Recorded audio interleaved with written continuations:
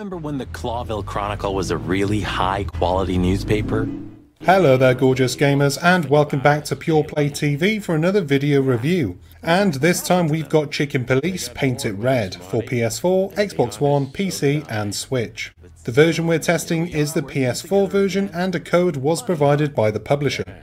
And as a fair warning, I am going to have a hard time not throwing in random chicken noises and chicken puns during this review. It's my childish nature and I apologise in advance. Film noir is a shameless enjoyment of mine. They typically feature cynical yet unlikely heroes, oversized trench coats and the highs and lows of a detective thriller. Chicken Police, Paint It Red, embodies all of the above but with a twist, as human heads are traded out with anthropomorphic animals. It's basically if Zootopia became an R-rated film with edgy chickens swearing and smoking cigs everywhere. Chicken Police Paint It Red is a point-and-click adventure, with the focal point being its narrative-driven plot. The story follows Sonny Featherland, who is a detective at Clawville Police Department, counting down the days until his retirement. He was one half of the famous Chicken Police duo who solved some of Clawville's most notorious crimes. Nowadays, Sonny spends most of his time at the bottom of a whiskey glass. However, this all changes when a classy dame seeks his help on New Year's Eve. With the case being too big for one chicken to handle alone, he approaches his old mad gun-loving partner and the other half of the Chicken Police, Marty McChicken, although the last time they saw each other it wasn't on the best of terms. Before we carry on with this video, please take a second to hit the like and subscribe buttons down below, as well as the bell icon so that you're the first to know when we've got new stuff. Cheers my chicks! Without heading into spoiler territory, the narrative is fantastic. It feels like a true detective novel, with social and political commentary hidden throughout, which I personally enjoyed. There are a few predictable plot points, sure, but this doesn't take anything away from the excellent storytelling or dialogue, and that's what matters. The characters are also top-notch, with Sonny being my favourite character, with his sarcastic remarks and his gruff outlook, though all the characters are memorable in their own way. You'll interact with characters in different locations, such as a greasy diner to a swanky club to gather information.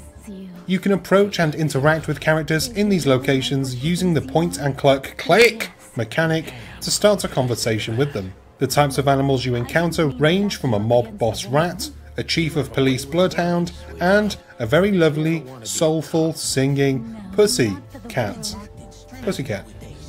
Conversations come in different forms that will be available at different times of the game. They range from simply having a good old natter, asking them general information, and the all-important questioning. You'll be able to question relevant characters, and it's often how you progress onto the next part of the game. Questioning is where a big bulk of the gameplay is at. You'll cross-examine characters to gather information about the case. At the beginning of the questioning, what you can ask will be limited, but certain questions will gather impressions from the suspect, and every impression gained will add a new line of questioning. However, you will have to be careful not to mess it up, as you will want to keep the suspect on side.